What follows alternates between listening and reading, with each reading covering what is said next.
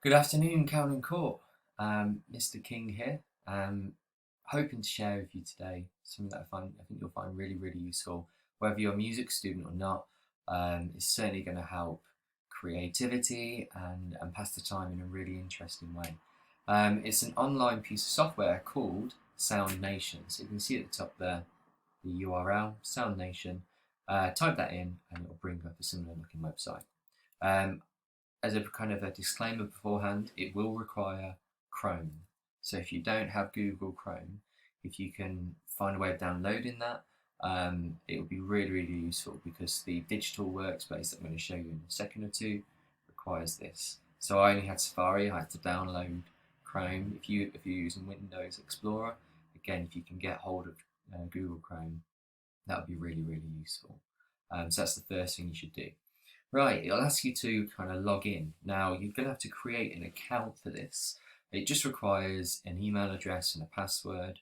It asks if you are 13 or older, but then it does say in brackets, if you're part of an educational system or if you're with a school, then there's no need to worry as such. So just make sure you tick those boxes and then you'll be able to log in.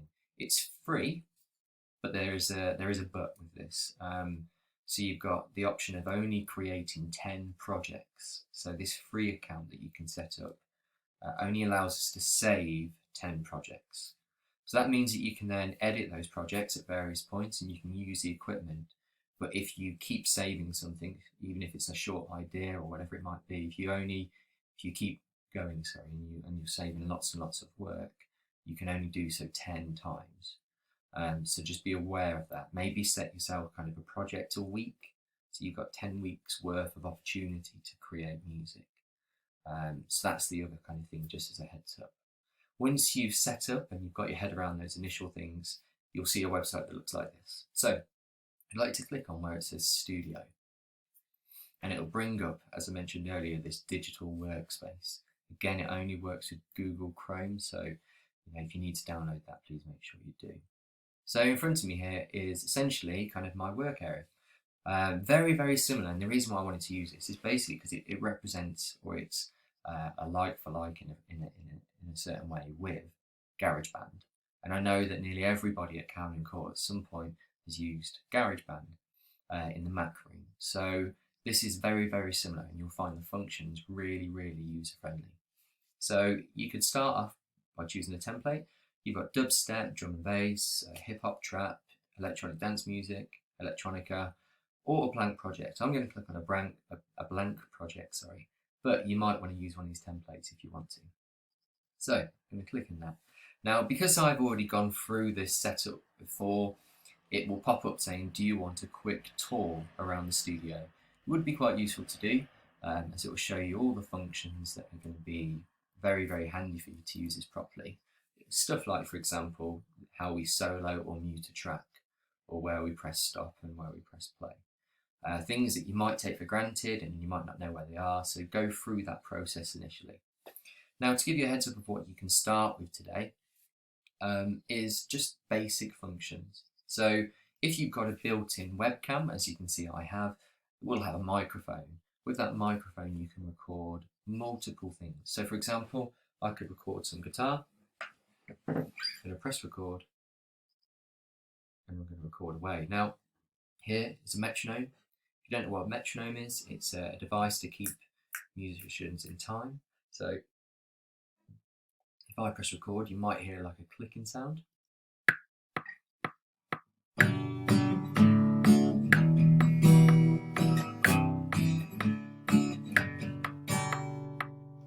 And that's really useful because it allows me to keep in time, as I've mentioned. Another thing to think about, if you're going to do that to a kind of a metronome, it'll allow you to add loads of different layers in time, but pop your headphones in when you record. Otherwise, as I'm about to play back, I think you'll hear the click track.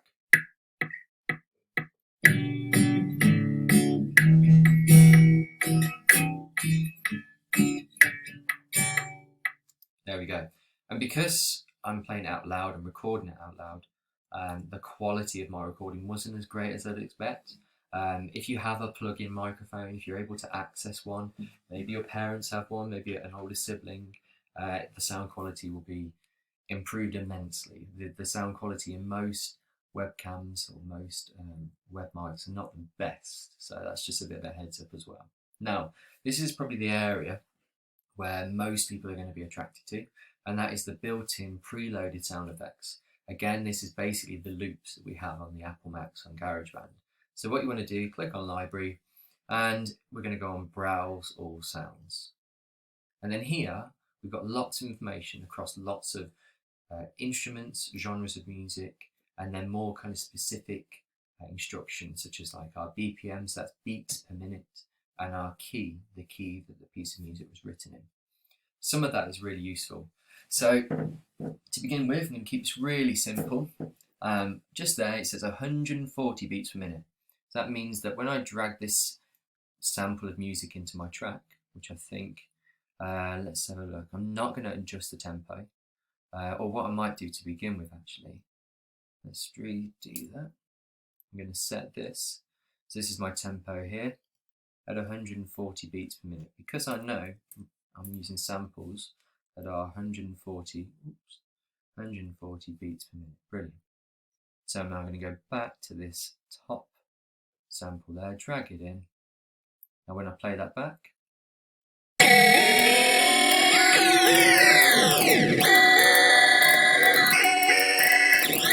now you might want to listen to that beforehand. That's quite an interesting sound, shall we say. Now I might try and find a drum beat to go with that.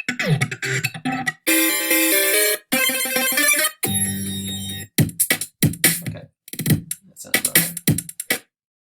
Brilliant. Let's see if they match up together. Brilliant. So we've got two sounds there that kind of work, complement each other, and fit as well. They're under the dubstep genre there. If I scroll down, I've got more options. I've got hip hop, I've got vocal parts. Isn't me?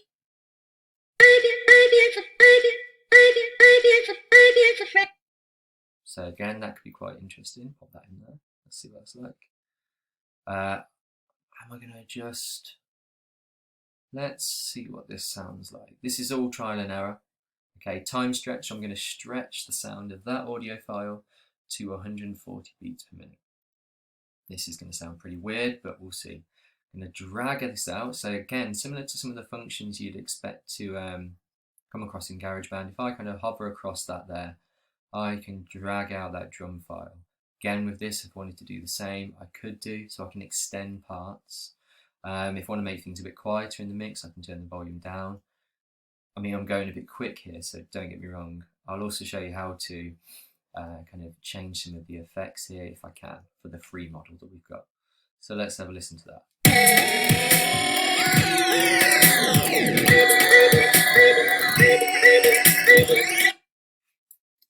Could have been worse, could have been a lot worse.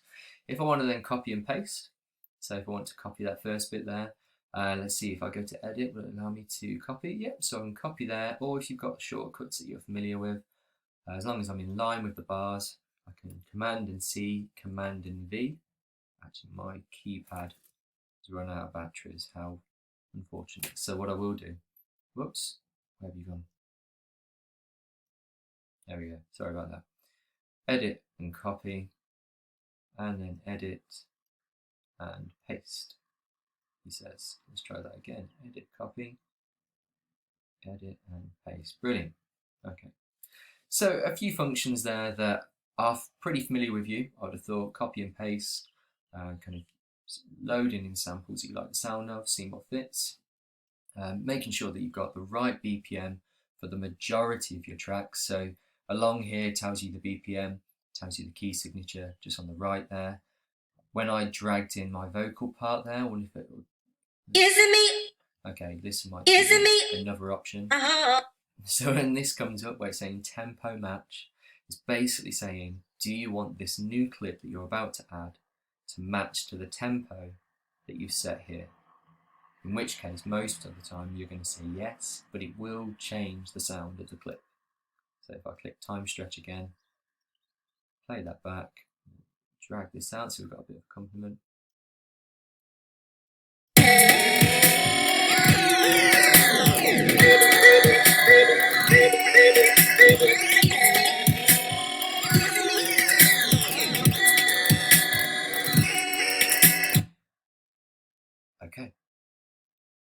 might just delete that in a second. Yeah. So that's basically kind of your functions really. And as I've mentioned, I keep doing that. Sorry about that.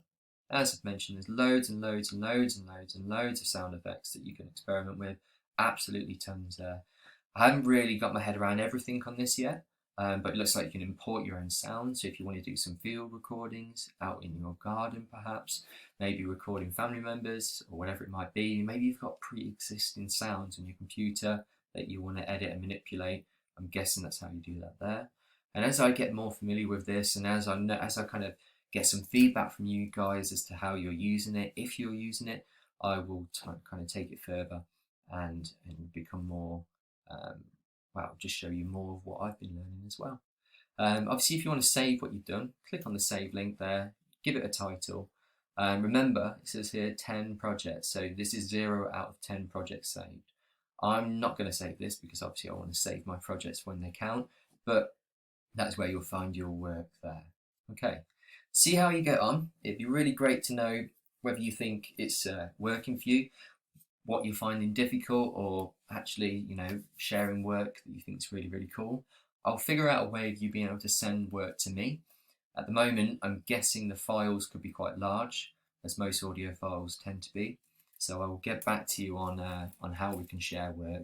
But in the meantime, you can at least save the work in your own digital workspace, and then we can work it out later on.